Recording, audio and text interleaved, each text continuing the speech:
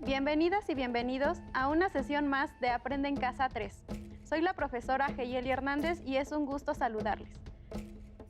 Antes de iniciar, recuerden que es muy importante llevar a la práctica las medidas sanitarias que se han implementado durante la pandemia.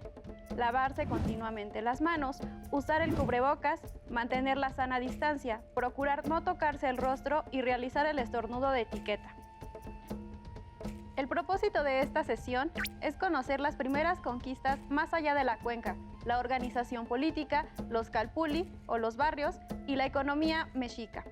Para ello necesitarán los siguientes materiales: cuaderno para hacer anotaciones, lápiz o bolígrafo, regla, colores y su libro de texto. ¿Están listas y listos? ¡Comencemos! Para hacer una breve recapitulación de la sesión anterior, leeremos algunos fragmentos del texto de Miguel León Portilla titulado Los antiguos mexicanos a través de sus crónicas y cantares, donde el historiador reconstruye a través de fuentes primarias la historia mítica de la fundación de México Tenochtitlan. El texto comienza con Huitzilopochtli diciéndole a los mexicas: Yo os iré sirviendo de guía. Yo os mostraré el camino. Enseguida, los aztecas comenzaron a venir hacia acá. Y cuando vinieron los mexicas, ciertamente andaban sin rumbo, vinieron a ser los últimos. Al venir, cuando fueron siguiendo su camino, ya no fueron recibidos en ninguna parte. Por todas partes eran reprendidos. Nadie conocía su rostro. Por todas partes les decían: ¿Quiénes sois vosotros? ¿De dónde venís? Así en ninguna parte pudieron establecerse, solo eran arrojados, por todas partes eran perseguidos. Vinieron a pasar a Coatepec, a Tolan, a Ixpuxco, a Ecatepec. Establecidos momentáneamente en Chapultepec, comenzaron pronto a ser hostilizados por la gente de Azcapotzalco, refugiándose en la región sur del lago, en las inmediaciones del señorío de Culhuacán. De allí los enviaron a la región pedregosa de Tizapan, con el propósito de que las víboras ponzoñosas que abundaban en esa región acabaran pronto con ese pueblo de rostro desconocido, los indeseables aztecas. En vez de morir picados por las víboras, los aztecas les dieron muerte y les convirtieron en su alimento. Tiempo después, Huitzilopochtli ordenó que fueran a pedir al nuevo rey de Culhuacán, Achitometl, le cedieran a su hija doncella para convertirla en su diosa Yaosighuatl, la mujer guerrera. El dios de la guerra ordenó que la joven culhuacana fuera sacrificada de inmediato. Con su piel se atavió luego un sacerdote que debía simbolizar a Yaosighuatl, la mujer guerrera. Se horrorizó grandemente el señor de Culhuacán. Persiguieron a los aztecas, los arrojaron al agua. Llegaron entonces allá donde se yergue el nopal. Cerca de las piedras vieron con alegría cómo se erguía un águila sobre aquel nopal. Allí estaba comiendo algo. Lo desgarraba al comer. Cuando el águila vio a los aztecas, inclinó su cabeza. De lejos estuvieron mirando al águila, su nido de variadas plumas preciosas. Establecidos ya los aztecas en México Tenochtitlan, eligieron allí a su primer señor Otlatoani, de nombre Acamapichtli. Las persecuciones continuaron. Procedían esta vez de los tepanecas de Azcapotzalco, en cuyos límites quedaba comprendido el islote de México Tenochtitlan. Hasta aquí la lectura. Seguro que lograron recordar la peregrinación de este pueblo previo a asentarse, ¿cierto? Tras establecerse en el lago de Texcoco y haber fundado la ciudad de México Tenochtitlan en 1325, vieron bajo el yugo de Azcapotzalco hasta 1428 la ciudad que en ese momento tenía la hegemonía sobre la mayoría de los pueblos del centro de Valle de México. Durante este periodo, gobernaron los tlatoanis mexicas Acamapichtli, Huitzilihuitl y Chimalpopoca. Cuando este último gobernaba en Azcapotzalco, tuvo lugar una disputa por la sucesión en el trono de la ciudad, alcanzando el poder Maxtla, quien tenía una animadversión hacia los mexicas. Debido a que estos se opusieron al nuevo gobernante, Chimalpopoca fue asesinado, aunque algunas fuentes opinan que se suicidó. Estos acontecimientos desencadenaron un enorme descontento entre la población mexica. A Chimalpopoca lo sucedió en el poder Itzcoatl, quien estableció una alianza con Nezahualcóyotl gobernante de Texcoco, quien estaba refugiado en el Valle de Puebla tras ser perseguido por las tropas de Maxtla. Esta alianza entre mexicas y texcocanos logró la caída definitiva de Azcapotzalco y el inicio de la hegemonía mexica. Durante los acontecimientos que propiciaron la liberación de los mexicas con Itzcoatl al frente, ocurrió algo que definió la organización política de esta civilización. Al saberse de las intenciones de Maxtla de atacar Tenochtitlan, Itzcoatl y Tlacaelel, Cihualcoatl o sumo sacerdote de Tenochtitlan, convencieron al pueblo de ir a la guerra. Tras el triunfo de los mexicas, el Tlatoani Itzcoatl consolidó el poder de los gobernantes guerreros por encima de la mayoría de la población de Tenochtitlan. Además, ocurrió un acontecimiento muy interesante de estudiar que nos relata Fray Bernardino de Sahagún, la quema de códices. Porque se guardaba la historia, pero ardió cuando gobernaba Itzcoatl en México. Se hizo concierto entre los señores mexicas. Dijeron, no es conveniente que todo mundo conozca la tinta negra, los colores, el portable, el cargable se pervertirá, y con esto se colocará lo oculto sobre la tierra, porque se inventaron muchas mentiras. Esto puede interpretarse como el momento en el que la élite de Tenochtitlan, conformada por los tlatoanis y sus descendientes, se afianzaron al poder tras reescribir la historia y subordinar a los calpulis. Los calpulis, o barrios, eran un conjunto de linajes o familias que compartían un mismo espacio, el cual incluía tierras que trabajaban de manera conjunta para su usufructo, así como el culto a alguna deidad en común entre los miembros del calpuli. El calpuli tenía plena autonomía en la manera en que se asignaban las tareas a sus miembros, así como la organización en tiempos de guerra o de migración. En resumen, el calpuli era una unidad administrativa, social, económica y cultural que, en conjunto con otros calpuli, tomaban decisiones para una población mayor.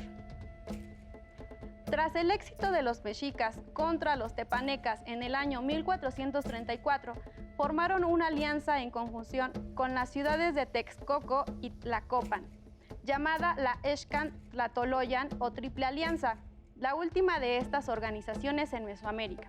A partir de esto, comenzó a expandirse el dominio de los mexicas y sus aliados por gran parte de Mesoamérica. Ahora pongamos atención a los siguientes videos que abordarán dos aspectos relevantes del poderío mexica, la guerra y los tributos.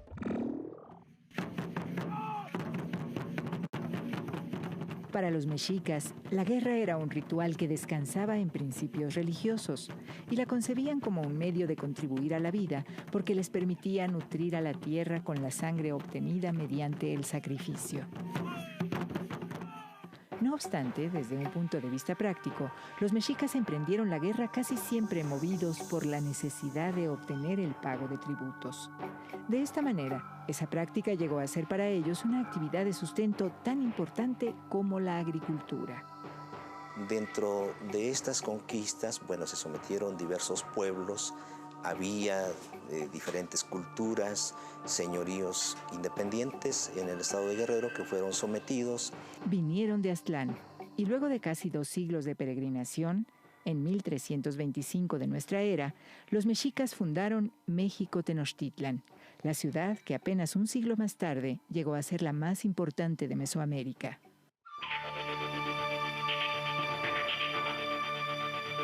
La supremacía mexica se fundaba en su extraordinaria capacidad militar y en una eficaz estrategia de demostración pública de su poderío, que incluía ceremonias con sacrificios humanos a los que debían acudir los señores de los pueblos o juzgados. Establecieron un efectivo sistema tributario y en la época de la conquista, Tenochtitlan era una gran ciudad organizada en 4 grandes calpulis o barrios. Los mexicas seguían una serie de tácticas, podríamos decir, militares, en las que primeramente se hacía una invitación a aportar un pago de tributo, en el que se hacía de una manera muy diplomática, ¿verdad? Se enviaban mensajeros a las comunidades haciéndoles la invitación para que aportaran este pago de tributo. Cuando los pueblos no accedían, no aceptaban, entonces ya se procedía a enviar ejércitos de guerra.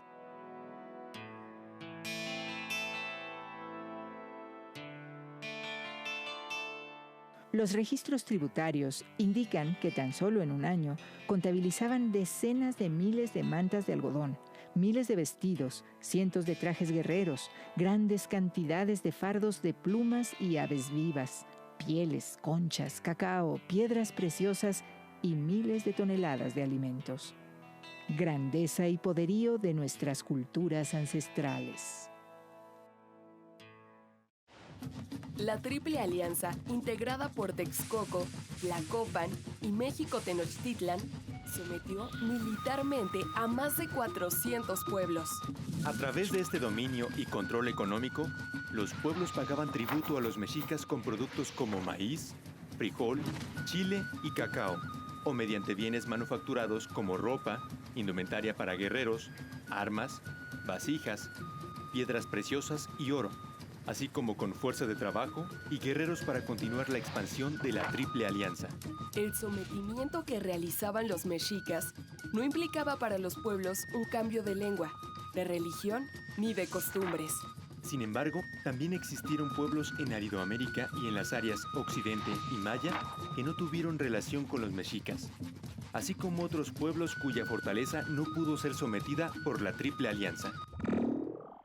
Como pudimos apreciar a través de los videos, la expansión de la Triple Alianza, encabezada por los mexicas, conquistó gran parte del centro de Mesoamérica e incluso otras regiones. Esta expansión permitió la diversificación de la economía. Por un lado, en el mismo Valle de México se producían productos de consumo local como el maíz, el frijol o la calabaza, para lo cual fueron muy importantes las chinampas. También fueron importantes las conquistas de los valles de Tenango y del Valle de Oaxaca, pues aportaron productos importantes como la grana cochinilla y permitieron el comercio con diversas regiones de Mesoamérica. Al extender su dominio en distintas regiones, numerosos productos estuvieron disponibles para los miembros de la Triple Alianza, ya fuera como tributo o como artículos de intercambio. Cacao y plumas de quetzal de la región de Soconusco, obsidiana de la región de Hidalgo, caracoles, conchas y peces provenientes de ambas costas de Mesoamérica, entre otros numerosos productos, los cuales podían encontrarse en el famoso mercado de Tlatelolco. Pero esta imponente economía no se logró de la noche a la mañana. Tras el gobierno de Itzcoatl, lo sucedió su sobrino Moctezuma Ilhuicamina, quien llevó a cabo las primeras grandes conquistas fuera del Valle de México entre los años de 1440 y 1469. Bajo su mandato fueron sometidos numerosas poblaciones en las que serían los actuales estados de Guerrero, Hidalgo, Puebla, Oaxaca y Veracruz.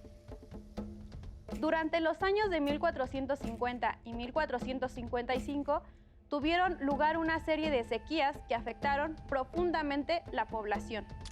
Debido a esto, Moctezuma emprendió lo que se conoce como las guerras florales o floridas, una serie de enfrentamientos armados con pueblos como Calixtlahuaca o Tlaxcala, que no tenían el objetivo de conquistarlos, sino de adquirir prisioneros de guerra para ser sacrificados en pro del cese de sequías y la abundancia de las lluvias y las cosechas. A su vez, Moctezuma impulsó una serie de cambios en Tenochtitlan muy importantes. Por un lado, con ayuda de Nezahualcóyotl, se construyeron importantes acueductos que suministraron de agua potable a la ciudad. Por otra parte, se construyeron los centros donde se impartía educación, el Calmecac y el Telpochcali. En el aspecto político, abrió la posibilidad de que a través del desempeño en la guerra, las personas pudieran ascender a la nobleza mexica, que gozaban de diferentes privilegios como la exención del pago de tributos. De esta manera, quedó consolidada la organización política de los mexicas. En la cima del poder se encontraba el Tlatoani, o aquel que tiene la palabra. Él se encargaba de tomar las decisiones más importantes cómo hacer la guerra, aunque en muchas ocasiones debía consultar a un consejo conformado por los pipiltin o la nobleza y por otros gobernantes de la Triple Alianza. Por debajo del tlatoani estaba el Cihuacóatl, o mujer serpiente. Se trataba de un sacerdote militar que fungía como principal asesor del tlatoani y como principal sacerdote. El más famoso de todos los Cihuacóatl fue Tlacaelel, quien asesoró a los tlatoanis Itzcoatl, Moctezuma y Axayácatl. Prácticamente estas personas eran quienes decidían y administraban todo lo relativo a la política. Ellos se encargaban de nombrar jueces y otros funcionarios que se encargarían de solucionar conflictos, imponer castigos, cobrar tributos, organizar fiestas, entre otras funciones. A Moctezuma lo siguió Axayácatl, quien logró el sometimiento de Tlatelolco, ciudad aledaña a Tenochtitlan, que se había separado de ella años atrás y que sería sede del mercado más grande de su época. Durante los 12 años que duró su gobierno, sufrió varias derrotas contra el imperio tarasco de Michoacán, a quien nunca lograrían conquistar. Su sucesor, Tizoc, gobernó solo del 1481 al 1486. Tras este, fue electo tlatoani Ahuizotl, en cuya coronación se cuenta que fueron sacrificados hasta 80,000 prisioneros huastecos. Sin duda la cifra es exagerada, pero nos habla de la gran expansión que tenía para ese entonces el Imperio Mexica, extendiéndose de costa a costa y alcanzando incluso la región de Soconusco en la actual Guatemala. El último de los gobernantes mexicas antes de la llegada de los españoles fue Moctezuma Xocoyotzin, o Moctezuma II, quien realizó una serie de importantes reformas. En primer lugar, excluyó de la nobleza a aquellas personas que habían logrado ascender socialmente por medio de la guerra, restringiendo este poder solo a los descendientes directos de los tlatoanis. Esto lo alejó del resto de la población y comenzó a mostrarse a sí mismo como un hombre dios, al cual debían veneración como si fuese un dios, pues ni siquiera lo podían ver a la cara. En cuanto a la Triple Alianza, comenzó a imponer las decisiones de Tenochtitlan por encima del mutuo acuerdo con Tlacopan y Texcoco, además de que buscó con mayor énfasis la conquista de Tlaxcala. A Moctezuma II le tocó vivir la llegada de los españoles a Mesoamérica. Para ese momento, los mexicas eran sin duda la ciudad más poderosa. Aunque no sabemos qué habría pasado de no haberse dado el contacto con los europeos, es posible pensar que en la expansión de los mexicas había llegado hasta su máximo posible, o tal vez no. Conozcamos más sobre el mandato de Moctezuma II a través del siguiente video. Según sus propios relatos ancestrales, los mexicas partieron del legendario Aztlán, lugar blanco, para tras 2 siglos de peregrinación y luego de algunas batallas, asentarse en una pequeña isla del lago de Texcoco, en el sitio indicado por su dios Huitzilopochtli. Ahí, hacia el año 1325 de nuestra era, fundaron México Tenochtitlan.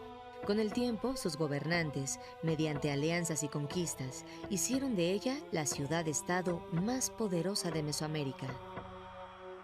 Es oportuno recordar que aunque esté tan extendida la costumbre de llamarles aztecas, el nombre que se daban a sí mismos era el de mexicas.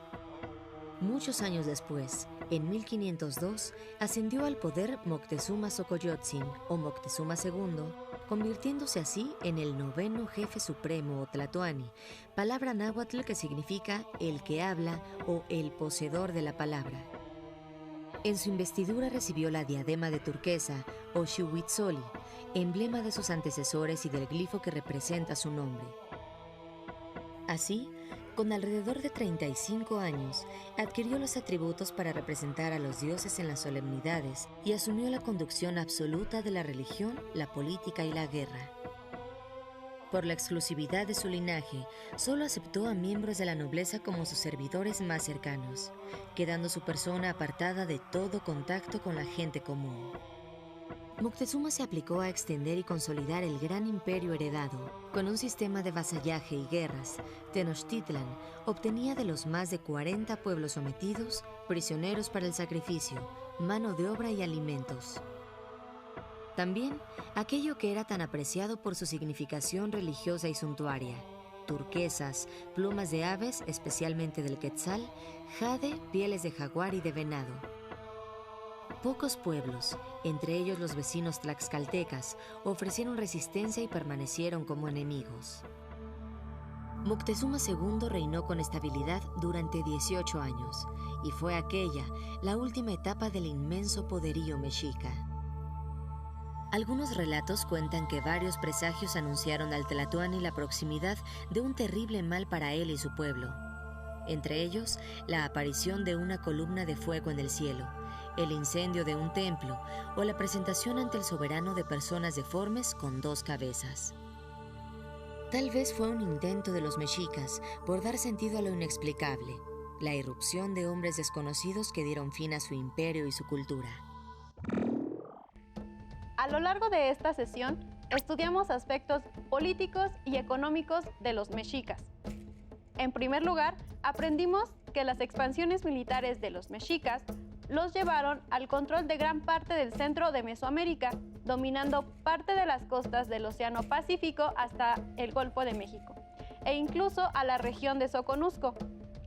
Esto permitió que la riqueza de Tenochtitlan creciera gracias a los numerosos productos que se tributaban o comerciaban, entre ellos productos alimenticios hasta objetos decorativos. Durante la expansión mexica ocurrieron también grandes transformaciones políticas. Los calpulis, las formas de organización local, fueron subordinados ante el poder central impuesto por los tlatoanis, que encabezaban un gobierno completamente militar religioso, convirtiendo así a la guerra en parte importante de la vida cotidiana.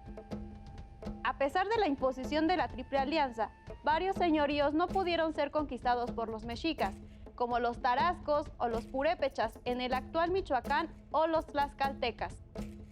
Estamos por llegar al final de la sesión, pero antes les tenemos un reto, un esquema de la cultura mexica, mismo que completarán también en la siguiente sesión. En su cuaderno u hojas blancas, tracen un cuadro en 4 columnas. En el encabezado coloquen los 4 ámbitos de estudio de la historia: político, económico, social y cultural. Con la información de esta sesión pueden llenar las primeras 2 columnas. Finalmente, los invito a reflexionar. ¿Cómo creen que influyó la expansión militar y los tributos que cobraban los mexicas a otros pueblos ante la llegada de los españoles?